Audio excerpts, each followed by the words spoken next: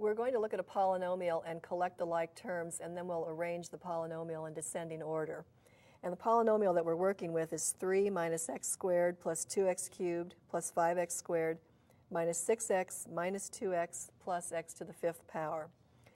Now, let's just begin by collecting the like terms. Let's just start from the left. I have a constant term of 3 here, and I have no other constant terms. So that's just going to give me a 3. The next thing that comes up is an x squared term, and here's an x squared term, and here's another one.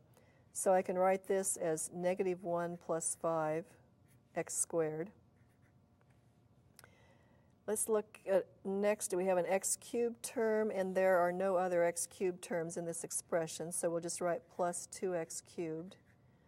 We've already taken care of the x squared terms. Here are two x terms, so I can write this as negative 6 minus 2 times x. And finally, we have an x to the 5th term, and it's the only one. So we'll write plus x to the 5th. And now we'll just simplify what we have here. We have 3. Negative 1 plus 5 is 4. So 3 plus 4x squared plus the 2x cubed. Negative 6 minus 2 is negative 8. So I'll write minus 8x. And then finally, we have this x to the 5th term.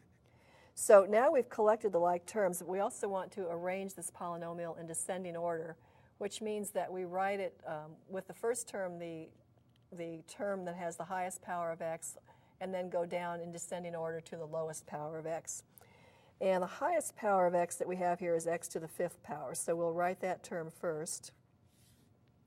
We don't have an x to the 4th power. We do have an x cubed term, or x to the 3rd power, so we'll write that next. And then we would have the x to the 2nd power, or x squared term. Then we have the x term, which is x to the 1st power. And finally, we'll have the constant term. So this is the polynomial written in descending order after we've collected the like terms.